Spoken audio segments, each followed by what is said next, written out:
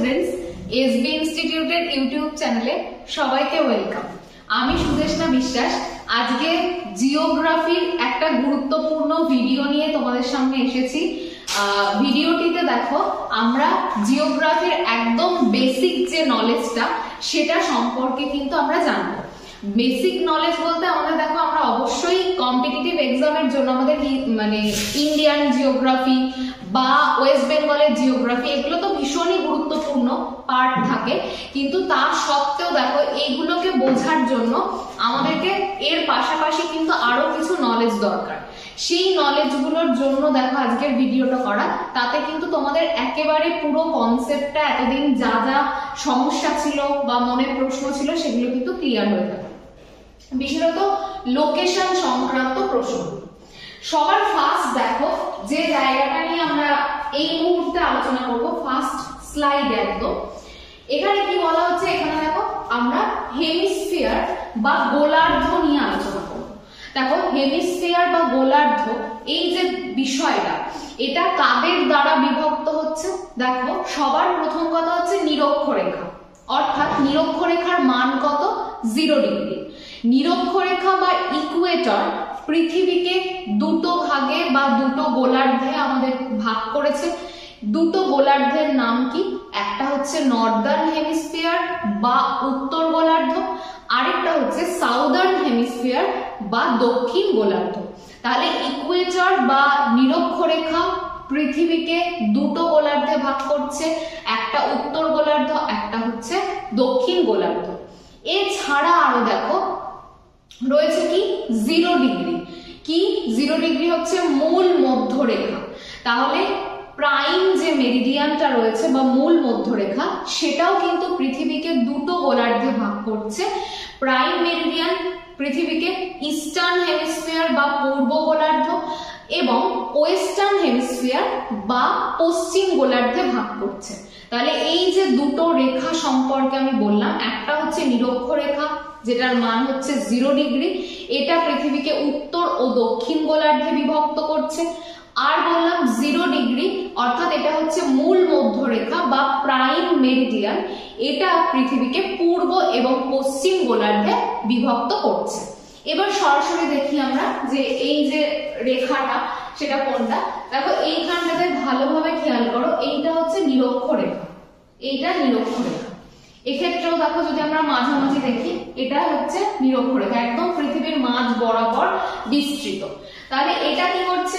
এই নিরক্ষরেখার ওপরের দিকটাকে বলা হচ্ছে কি উত্তর গোলার্ধ, আর নিচের দিকটাকে বলা হচ্ছে কি দক্ষিণ গোলার্ধ। তাহলে এটা তো পরিষ্কার, নিরক্ষরেখা উত্তর এবং দক্ষিণ গোলার্ধে ভাগ করছে।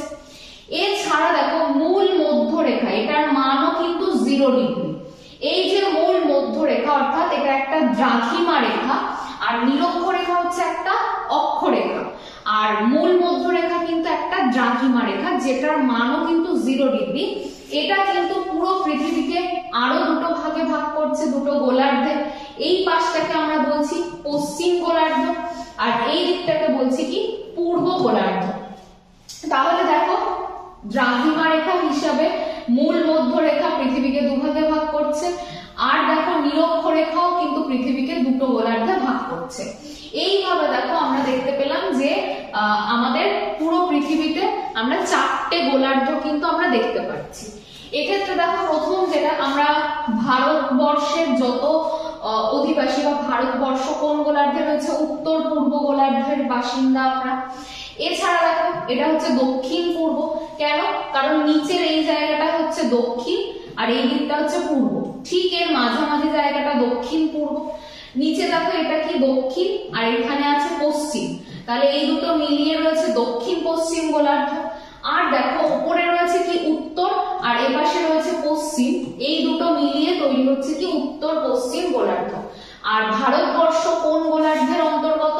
ভারতবর্ষ কিন্তু উত্তর পূর্ব গোলার্ধের অন্তর্গত। অর্থাৎ ভারতবর্ষের মানে নিরক্ষরেখা দিয়ে যদি আমরা ভাগ করি তাহলে ভারতবর্ষ উত্তর গোলার্ধের অন্তর্গত, আর যদি আমরা মূল মধ্যরেখা দিয়ে ভাগ করি তাহলে এটা পূর্ব গোলার্ধের অন্তর্গত। সেই জন্য একত্রে বলা হয় ভারতবর্ষের লোকেশনটা কি, সেটা হচ্ছে উত্তর পূর্ব গোলার্ধের অন্তর্গত। নেক্সট স্লাইড দেখো, নেক্সট স্লাইডে কিন্তু আমাদের কিছু তথ্য রয়েছে। দেখো নিরক্ষরেখা, নিরক্ষরেখা আমি প্রথমে বললাম এটা হচ্ছে একটা অক্ষরেখা। এক্ষেত্রে দেখো আমাদের কিছু জিনিস জানতে হবে, অক্ষাংশ কি, অক্ষরেখা কি, এই বিষয়েও কিন্তু আমাদের একটা ধারণা নিতে হবে। দেখো যদি আমরা বলি যে অক্ষাংশ কাকে বলে, তাহলে এই জায়গাটা থেকে আমরা ভালোভাবে বুঝতে পারবো। দেখো ল্যাটিটিউড বা অক্ষাংশ, ল্যাটিটিউড বা অক্ষাংশ যেটা, সেটা বলতে কি বোঝায়, এই যে এটা হচ্ছে ইকুয়েটর বা এটাকে বলা হচ্ছে নিরক্ষরেখা। ইকুয়েটর বা নিরক্ষরেখা থেকে সেটা হচ্ছে উত্তর গোলার্ধ বা দক্ষিণ গোলার্ধের এই ইকুয়েটর বা নিরক্ষরেখার একদম কেন্দ্রবিন্দু থেকে উত্তর এবং দক্ষিণ যে কোনো গোলার্ধে যে অক্ষরেখা পর্যন্ত যে কৌণিক ব্যবধান তাকেই বলা হচ্ছে কি নিরক্ষরেখা। এই যে এটা কেন্দ্র ইকুয়েটরে অবস্থিত, এখান থেকে এটা হচ্ছে 30 ডিগ্রি অক্ষরেখা। এই 30 ডিগ্রি অক্ষরেখা পর্যন্ত যদি আমরা দাগ টানি, এইটুকুতে আমরা যে কৌণিক মান পাবো সেটা কত পেলাম, সেটা পেলাম 30 ডিগ্রি। কারণ এটা ছিল 0 ডিগ্রি, আর এখান থেকে এই যে 30 ডিগ্রি যে অক্ষরেখা এই পর্যন্ত যে কৌণিক দূরত্বের মধ্যবর্তী জায়গা যেখানে যে কৌণিক মানটা তৈরি হচ্ছে সেটাকে বলা হচ্ছে 30 ডিগ্রি অক্ষাংশ বা ল্যাটিটিউড।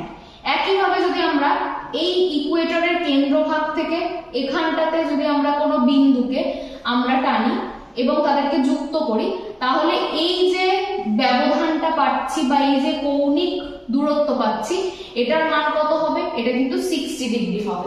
তাহলে ইকুয়েটরের কেন্দ্রবিন্দু থেকে আমরা অক্ষরেখা পর্যন্ত যে দূরত্ব এবং তাদের মধ্যবর্তী যে কৌণিক ব্যবধান তাকে বা অ্যাঙ্গুলার যে ডিসটেন্স তাকে বলা হচ্ছে কিন্তু আমাদের ল্যাটিটিউড বা অক্ষাংশ। সেটা উত্তর গোলার্ধেও হতে পারে, একইভাবে কিন্তু দক্ষিণ গোলার্ধেও কিন্তু হতে পারে। এইটুকুও কিন্তু 30 ডিগ্রি ব্যবধান হবে। তাহলে এই অবধি আশা করা যাচ্ছে যে তোমাদের অক্ষাংশের ধারণাটা কিন্তু ক্লিয়ার হবে। এবার দেখো আমাদের কিন্তু অক্ষাংশের পাশাপাশি এগুলো দেখো একটা কি, এগুলো কিন্তু একটা হচ্ছে অক্ষরেখা।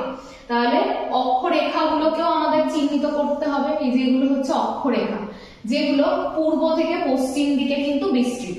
তাহলে অক্ষরেখা বলতে কি বোঝাচ্ছে, যে নিরক্ষরেখার সমান্তরালে কি পূর্ব থেকে পশ্চিম দিকে বিস্তৃত যে রেখাগুলো রয়েছে তাকে বলা হচ্ছে, এবং যে পৃথিবীর যে যে জায়গাগুলোর অক্ষাংশের মান একই, মানে যে যে জায়গাগুলো ধরো 30 ডিগ্রি, সেই অক্ষাংশগুলোকে যে কাল্পনিক রেখা দ্বারা আমরা যুক্ত করব তাকে আমরা কি বলে থাকি, তাকে আমরা বলে থাকি অক্ষরেখা।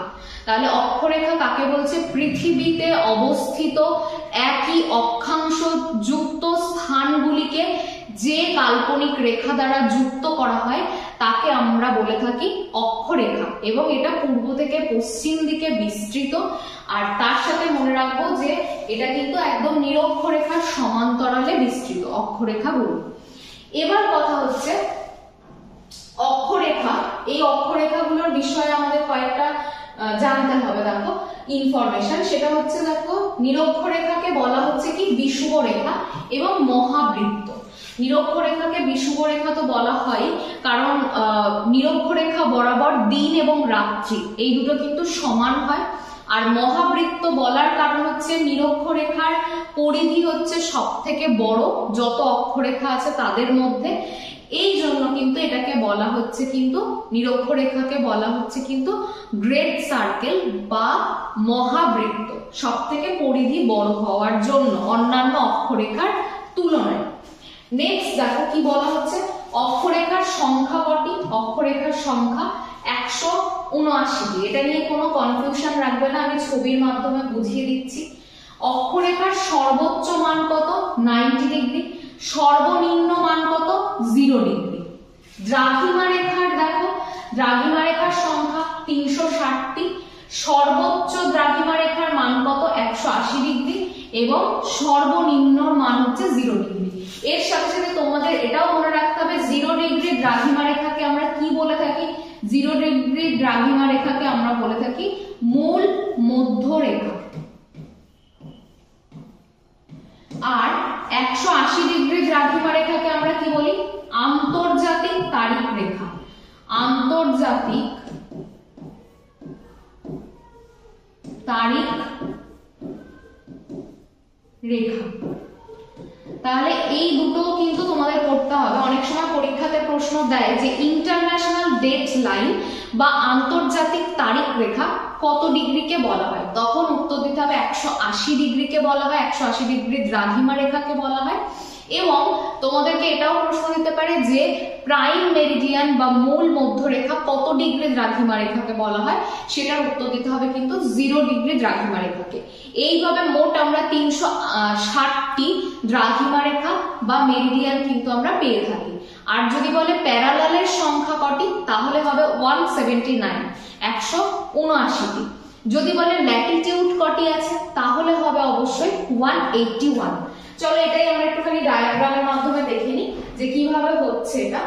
দেখো ছবিটাতে, এখানে খেয়াল করো যে এইগুলো তো প্রত্যেকটাই রেখা, আমরা দেখতে পাচ্ছি 60 ডিগ্রি এগুলো। তাহলে 0 ডিগ্রি নিরক্ষরেখাও তো একটা অক্ষরেখা, নিরক্ষরেখা একটা অক্ষরেখা। এবার নিরক্ষরেখা থেকে উপরের দিকে কতটুকু পর্যন্ত রয়েছে? ল্যাটিটিউড 90 ডিগ্রি পর্যন্ত।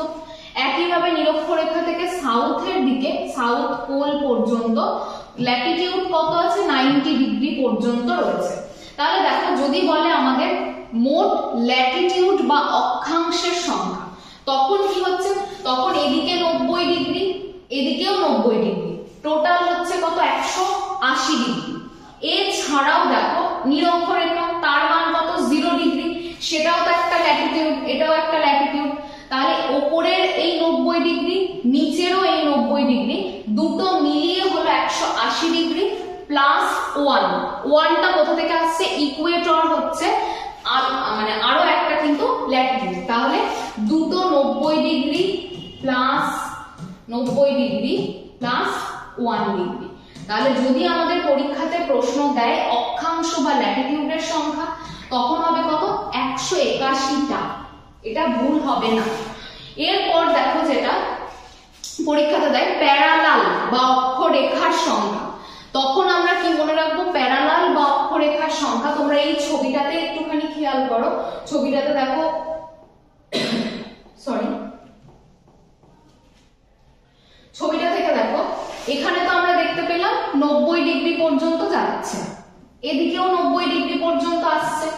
কিন্তু আমরা যখন ছোটবেলা থেকে বারবার পড়েছি বইয়ে, আমরা কি পড়েছি? যে 90 ডিগ্রি নর্থ, 90 ডিগ্রি উত্তর, এটা কি?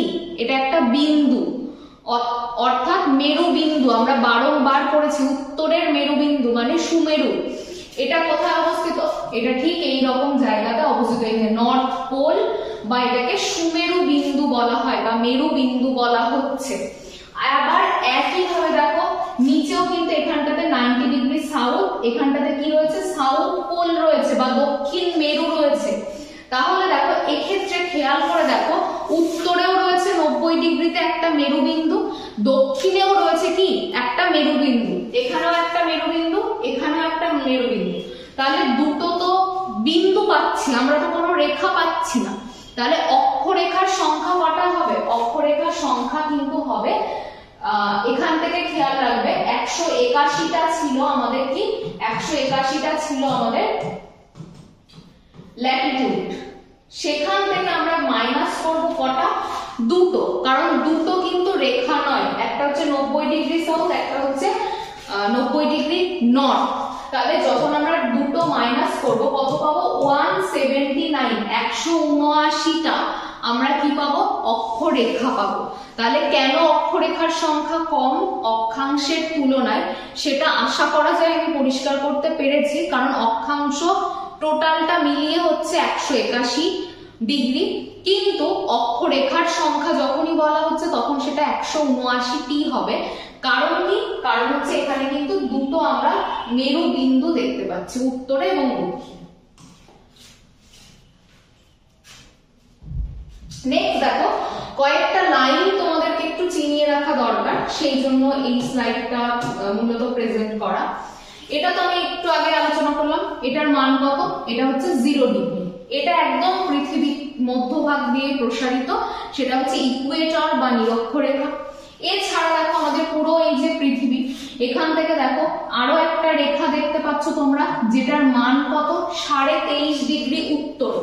23.5 ডিগ্রি উত্তর যে রেখা, সেটাকে আমরা কি বলি, কর্কট ক্রান্তি রেখা বা ট্রপিক অফ ক্যান্সার। এই যে ট্রপিক অফ ক্যান্সার বলা হচ্ছে, এটাকে বাংলায় বলা হয় কর্কট ক্রান্তি রেখা। 23.5 ডিগ্রি উত্তরকে এভাবেও লেখা থাকে বইগুলোতে, দেখবে 23.5 ডিগ্রি উত্তর। একইভাবে দেখো দক্ষিণ দিকে যদি আসি ইকুয়েটরে, তখনও দেখো 23.5 ডিগ্রি দক্ষিণকে কি বলা হচ্ছে, এটা হচ্ছে 23.5 ডিগ্রি দক্ষিণ, এটাকে বলা হচ্ছে ট্রপিক অফ ক্যাপ্রিকন বা এটাকে বলা হচ্ছে মকর ক্রান্তি রেখা। তাহলে মনে থাকবে যে 23.5 ডিগ্রি দক্ষিণকে আমরা বলছি মকর ক্রান্তি রেখা। এরপর দেখো আরো কি রয়েছে, এই যে এখানটাতে তোমরা দেখতে পাচ্ছ যে এখান দিয়ে রয়েছে আর্কটিক সার্কেল। তাহলে আর্কটিক সার্কেলের মান কত, এটাকে বাংলায় কি বলি আমরা, সুমেরু বৃত্ত। দেখো ছোটবেলায় প্রত্যেকে পড়েছে, এটা হচ্ছে সুমেরু বৃত্ত। 66.5 ডিগ্রি উত্তরকে বলা হচ্ছে, এটা হচ্ছে ইংলিশে আর্কটিক সার্কেল। এরপর দেখো এখানটাতে দেখো আন্টার্কটিক সার্কেল যেটা, সেটা কত 66.5 ডিগ্রি দক্ষিণ, এটাকে কি বলা হয়, এটাকে কুমেরু বৃত্ত বলা হয়, এটাকে কুমেরু বৃত্ত বলা হচ্ছে। তাহলে এই লাইনগুলো মোটামুটি চেনাতে পারলাম, এটা ইকুয়েটর, এটা ট্রপিক অফ ক্যান্সার যার মান 23.5 ডিগ্রি উত্তর। এরপর দেখলাম আমরা কি আর্কটিক সার্কেল, এটার মান হচ্ছে 66.5 ডিগ্রি উত্তর, অর্থাৎ এটাকে সুমেরু বৃত্ত বলা হয়।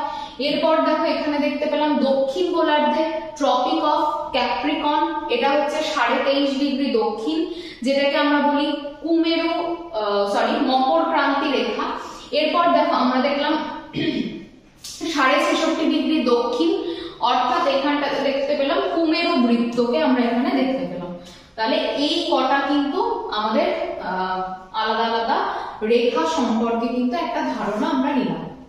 এবার দেখো তারপরে আমাদের যে বিষয়টা সম্পর্কে বুঝতে হবে, সেটা হচ্ছে হিট জোন।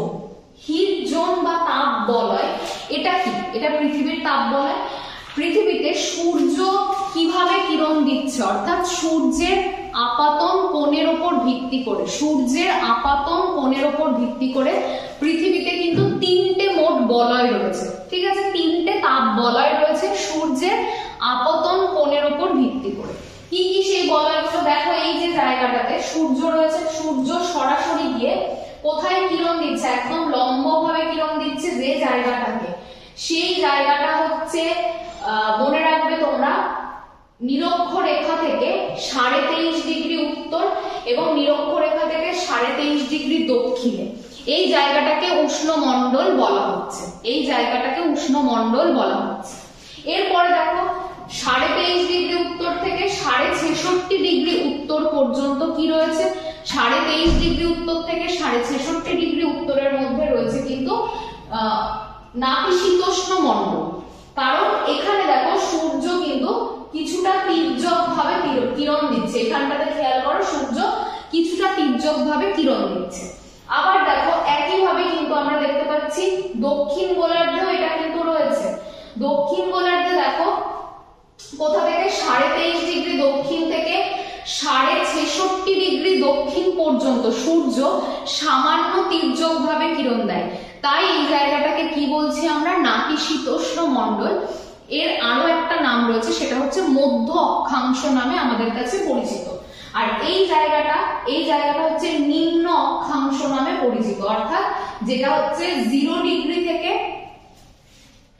23.5 ডিগ্রি উত্তর এবং 0 ডিগ্রি থেকে 23.5 ডিগ্রি দক্ষিণ। এই যে জায়গাটা, এটা হচ্ছে উষ্ণমণ্ডল। আর উষ্ণমণ্ডল মানে এই যে 23.5 ডিগ্রি থেকে 66.5 ডিগ্রি, এর মধ্যে রয়েছে কিন্তু নাতিশীতোষ্ণ মণ্ডল। আবার একইভাবে 23.5 ডিগ্রি দক্ষিণ থেকে 66.5 ডিগ্রি দক্ষিণের মধ্যেও রয়েছে নাতিশীতোষ্ণ মণ্ডল, যেটাকে বলা হয় মধ্য অক্ষাংশ। এবার ভালো করে খেয়াল করো, সূর্যের রশ্মিটা সব থেকে তির্যক ভাবে কোথায় যাচ্ছে? মেরু অঞ্চলের দিকগুলোতে যাচ্ছে। তাহলে 66.5 ডিগ্রি উত্তর থেকে 90 ডিগ্রি উত্তর পর্যন্ত যে জায়গাটা, সেটাকে আমরা বলে থাকি কি? সেটাকে আমরা বলে থাকি হিমমণ্ডল।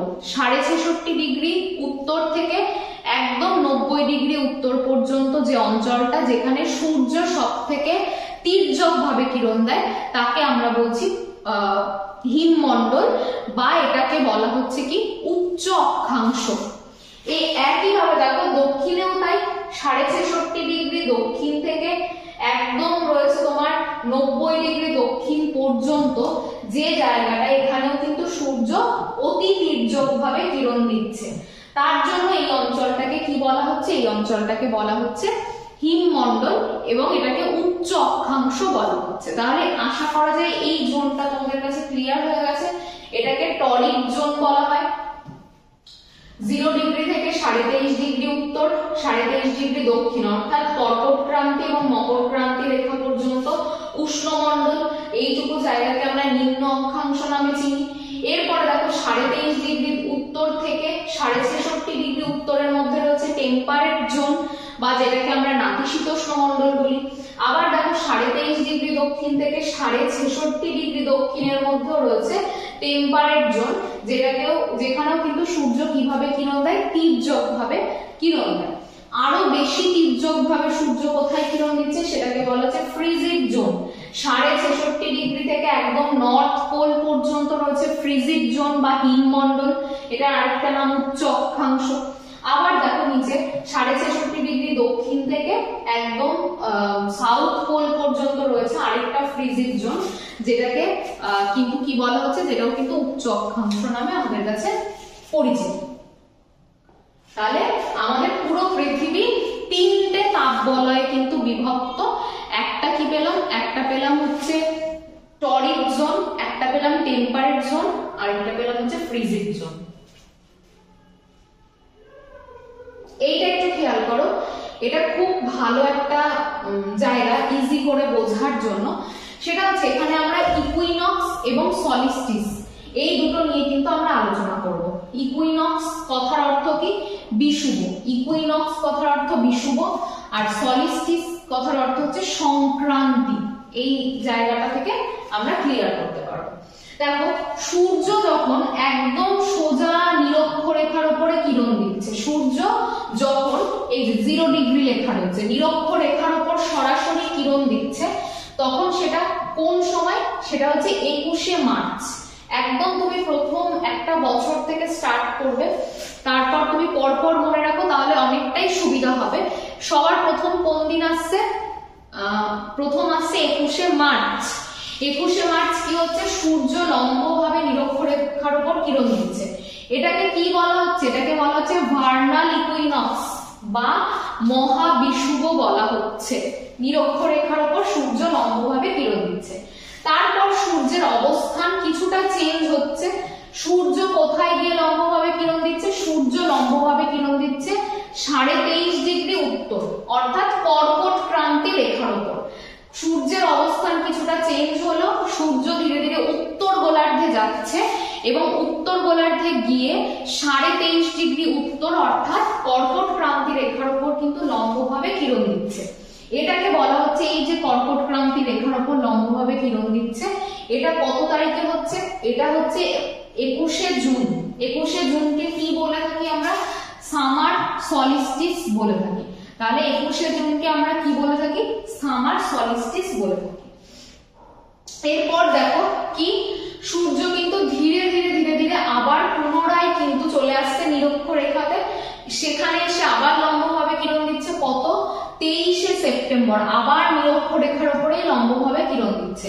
এটাকে বলা হচ্ছে অটোনমাল ইকুইনক্স, অর্থাৎ জলবিষুব বলা হচ্ছে। এই জায়গাটাতে 23শে সেপ্টেম্বর সূর্য আবার পুনরায় নিরক্ষরেখার উপর লম্বভাবে কিরণ দিচ্ছে। এরপর দেখো সূর্য ধীরে ধীরে তার অবস্থান চেঞ্জ করে দক্ষিণ গোলার্ধে আসছে। দক্ষিণ গোলার্ধে কোন সময় লম্বভাবে কোন দিন কিরণ দিচ্ছে? সেটা হচ্ছে 22শে ডিসেম্বর। একদম দক্ষিণ গোলার্ধে দেখো মকর ক্রান্তি রেখা, অর্থাৎ 23.5 ডিগ্রি দক্ষিণের ওপর কিন্তু লম্বভাবে কিরণ দিচ্ছে। এই জন্য এই দিনটা হচ্ছে 22শে ডিসেম্বর এবং এটাকে কি নামে আমরা চিহ্নিত করি? উইন্টার সলিস্টিস নামে আমরা চিহ্নিত করি। তাহলে এই কটা ডেট কিন্তু মনে রাখতে হবে। ফার্স্ট হচ্ছে এটা, 2 নম্বর এটা, 3 এটা এবং 4 নম্বর। এই চারটে ডেট কিন্তু আমাদের ইকুইনক্স এবং সলিস্টিস সম্পর্কে কিন্তু পড়তে হবে। 22শে ডিসেম্বরে দক্ষিণ গোলার্ধে মকর ক্রান্তি রেখার উপর লম্বভাবে কিরণ দিচ্ছে। 21শে জুন কর্কট ক্রান্তি রেখার উপর উত্তর গোলার্ধে কিরণ দিচ্ছে লম্বভাবে। আর 21শে মার্চ এবং 23শে সেপ্টেম্বর কোথায় কিরণ দিচ্ছে? নিরক্ষরেখার উপর। কিন্তু দুটো দিন দুটো আলাদা নামে কিন্তু আমরা চিহ্নিত করি, একটা মহাবিষুব, একটা হচ্ছে জলবিষুব। নেক্সট পার্ট এবং ভিডিওর লাস্ট পার্টে আমরা এসেছি। এখানে দেখো একটা বিষয় সম্পর্কে বলবো, সেটা হচ্ছে অ্যান্টিপোড সম্পর্কে। অ্যান্টিপোড সম্পর্কে কি? অ্যান্টিপোডটা কাকে বলে? প্রতিপাদ স্থান। আগেও তোমরা পড়েছো ছোটবেলায় ভূগোলে। প্রতিপাদ স্থান বলতে আমরা কি বুঝি? অ্যান্টিপোড বলতে কোনো একটা স্থানের সাপেক্ষে তার বিপরীত স্থান, ডায়ামেট্রিক্যালি যেটা বিপরীত স্থান, তাকে বলা হচ্ছে কি? অ্যান্টিপোড। কোনো একটা নির্দিষ্ট জায়গা, ধরো এই এ হচ্ছে একটা নির্দিষ্ট জায়গা, ঠিক এই এ বিন্দুটার ডায়ামেট্রিক্যালি একদম বিপরীত স্থানটাকে আমরা কি বলবো? অ্যান্টিপোড। ধরো এই যে এখানটাতে এটা হচ্ছে সম্পূর্ণ বিপরীত। যদি বলা হয় এ ড্যাশের কি বিপরীত স্থান, একে অপরের বিপরীত স্থান, প্রথমে যদি আমরা এ বিন্দুটাকে আঁকি, ঠিক তার বিপরীত স্থান কি? A dash. তাহলে এই জায়গাটা মনে রাখবো, অ্যান্টিপোড মানে হচ্ছে বিপরীত স্থান, ডায়ামেট্রিক্যালি বিপরীত স্থানকে কিন্তু নির্দেশ করে। এখান থেকে দেখো প্রশ্ন কিছু আসে। অ্যান্টিপোডের ক্ষেত্রে দুটো জিনিস ভালো করে মনে রাখবে। একটা হচ্ছে তোমাকে দেওয়া হলো যে কোন জায়গার অক্ষাংশ 88 ডিগ্রি 30 মিনিট উত্তর। তোমাকে বললো পরীক্ষাতে যে কোনো একটা স্থানের নাম উল্লেখ করে দিল, দিয়ে আমি তো এটা নিজের মতন করে আমি লিখলাম, হোয়াট এভার তোমাকে যে কোনো অক্ষাংশ দিতে পারে, সেই অক্ষাংশটা তুলে দিয়ে বললো যে এটার অ্যান্টিপোড স্থানের অক্ষাংশ কত হবে। তখন খুব ভালো করে মনে রাখবে, অক্ষাংশ যখন আমাকে দিয়ে দেবে বা ল্যাটিটিউড যখন দিয়ে দেবে, তখন আমরা জাস্ট উত্তরটা কি লিখবো? 88 ডিগ্রি 30 মিনিট উত্তর ছিল। শুধুমাত্র আমরা গোলার্ধটা চেঞ্জ করে কি করব? দক্ষিণ। বোঝাতে পারলাম? কিচ্ছু কোনো সংখ্যার কিন্তু পরিবর্তন হবে না, কোনো বিয়োগ হবে না, কোনো কিচ্ছু হবে না, শুধু যা সংখ্যা ছিল সেম বসবে, শুধুমাত্র গোলার্ধটা চেঞ্জ করে দেবে। তাহলে কিন্তু আমরা ল্যাটিটিউড বা অক্ষাংশ পেয়ে যাব, যদি আমাদেরকে ল্যাটিটিউড বের করতে দেয়। এবার যদি আমাকে ল্যাটিটিউডের জায়গায় যদি আমাকে কোনো জায়গার দ্রাঘিমাংশ বলে দেয়, মানে পূর্ব বা পশ্চিম এই বিষয়টা, দেখা গেল তোমাকে কোনো জায়গার বলে দিল যে কোনো একটা জায়গার দ্রাঘিমাংশ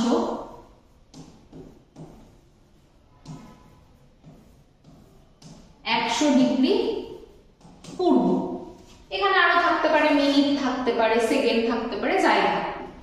তোমাকে বললো এই জায়গাটার মানে এই যে দ্রাঘিমাংশ এর বিপরীত স্থানটার মান, দ্রাঘিমাংশের মান নির্ণয় করো। তখন আমরা কি করব? তখন অলওয়েজ আমরা 180 ডিগ্রি থেকে কি করব? মাইনাস করব সব সময় স্থানটাকে। কত পাচ্ছি আমরা? 80 ডিগ্রি। এখানে কি লিখবো? পূর্ব ছিল, এটা কিন্তু চেঞ্জ হয়ে কি হয়ে যাবে? এটা হয়ে যাবে কিন্তু পশ্চিম। গোলার্ধটাও চেঞ্জ হবে। আবার এখানে কিন্তু 180 ডিগ্রিকে এই সংখ্যাটাকে দিয়ে কিন্তু 180 ডিগ্রি থেকে কিন্তু ওই সংখ্যাটাকে বিয়োগ করতে হবে, যেটা বিয়োগ ফল বেরোবে সেটাই আমাদেরকে উত্তর করতে হবে। তাহলে এইটুকু আশা করা যায় বোঝাতে পারলাম যে ল্যাটিটিউড বললে শুধু সংখ্যার চেঞ্জ নেই, শুধু গোলার্ধের চেঞ্জ। আর যদি লঙ্গিটিউড বলে তখন কিন্তু আমাদেরকে 180 ডিগ্রি থেকে মাইনাস করে ওই মানটা নিতে হবে, এবং তার সাথে সাথে কিন্তু গোলার্ধটাও কিন্তু অবশ্যই চেঞ্জ হবে। এটা পূর্ব ছিল, এটা দেখো পশ্চিম বেরিয়েছে। তাহলে অ্যান্টিপোড কিন্তু আমাদেরকে এইভাবেই বার করতে হয়, এবং অ্যান্টিপোড মানে একে অপরের বিপরীত স্থানকে কিন্তু কোনো একটা নির্দিষ্ট স্থানের ডায়ামেট্রিক্যালি যেটা বিপরীত স্থান তাকে কিন্তু অ্যান্টিপোড মানে নির্দেশ করা হয়। এবার দেখো, তোমাদের জন্য একটা ভালো গুড নিউজ। তোমরা জানো ইতিমধ্যে যে এসবি ইনস্টিটিউটের পক্ষ থেকে ফাউন্ডেশন ব্যাচ লঞ্চ করা হচ্ছে। ফাউন্ডেশন ব্যাচ লঞ্চ করার উদ্দেশ্য একটাই, যাতে তোমরা সমস্ত পরীক্ষার জন্য প্রিপেয়ার হতে পারো। কোনো একটা পার্টিকুলার পরীক্ষা না, সামনে যে পরীক্ষায় আসুক সেটাই তোমরা ক্র্যাক করতে পারো। সেই উদ্দেশ্য নিয়েই কিন্তু আমরা জানুয়ারি থেকে একদম ফাউন্ডেশন ব্যাচ স্টার্ট করছি। যারা যারা এই ব্যাচটাতে জয়েন করতে চাও তারা অবশ্যই নিজের নাম নথিভুক্ত করো, সময় নষ্ট না করে। একদম বেসিক টু অ্যাডভান্স লেভেল পর্যন্ত কিন্তু এই ব্যাচটাতে শেখানো হবে। কোনো পার্টিকুলার একটাই পরীক্ষা শুধুমাত্র ক্র্যাক করানো এরকম না। তোমরা WBCS এ বসলেও সেটা ক্র্যাক করতে পারবে, WBP তেও পারবে, কেপি বলো, যাই হোক না কেন সব কটা, WBPSC-র আন্ডারে যে সমস্ত পরীক্ষা রয়েছে বা SSC, এই যে পরীক্ষাগুলো কন্ডাক্ট করে NTS, এই জাতীয় সমস্ত পরীক্ষার জন্য কিন্তু এই ফাউন্ডেশন ব্যাচ লঞ্চ করা হচ্ছে। তোমরা যারা যারা আর কি যে কোনো পরীক্ষার জন্য একই রকম ভাবে প্রস্তুত হতে চাইছো তারা এই ব্যাচে জয়েন করো, যাতে সামনে 2024-এ যে কোনো পরীক্ষা আসলেই তোমরা সেটা কিন্তু ক্র্যাক করতে পারো। এই বলে আজকের ভিডিও অবশ্যই শেষ করতে চলেছি। সবাইকে অসংখ্য ধন্যবাদ। নতুন বছর নতুন রেজলিউশন নিয়ে ভালো করে পড়াশোনা করো, সময় নষ্ট না করে। সময় একেবারেই আমাদের হাতে শূন্য, যতটা সম্ভব এফোর্ট দিয়ে তোমরা পড়াশোনা করো। সবাইকে বলবো নতুন বছর খুব ভালো কাটুক, এবং নতুন বছর মানে এই 2024 শেষ হওয়ার আগেই যাতে তোমরা সরকারি চাকরিতে এক ধাপ এগিয়ে থাকতে পারো, মানে প্রিলিমিনারি ক্র্যাক করে ফেলে মেন্স দিচ্ছ, এইরকম একটা টার্গেট তোমাদের 2024-এ থাকুক। এই আশা নিয়ে আজকে আমি ভিডিও শেষ করছি। ভিডিওটি ভালো লাগলে চ্যানেলটিকে অবশ্যই সাবস্ক্রাইব করবে, কারণ আমাদের নিউ সিরিজ চলছে। একদম প্রত্যেকটা বিষয়ের টপিক ওয়াইজ পরপর স্টেপ বাই স্টেপ কিন্তু ভিডিও চ্যানেলে আসছে। সুতরাং যারা ফ্রিতে পড়তে চাইছো তাদের জন্য কিন্তু এটা সব থেকে ভালো সুযোগ। আর ভিডিও ভালো লাগলে অবশ্যই লাইক করতে ভুলো না। লাইক করে তারপর কিন্তু তোমরা ভিডিওটিকে শেয়ার করো প্রচুর, যাতে আমরা আরো ভালো কন্টেন্ট তোমাদের সামনে তুলে ধরতে পারি। সবাইকে ধন্যবাদ ভিডিওটি দেখার জন্য। Thank you everyone.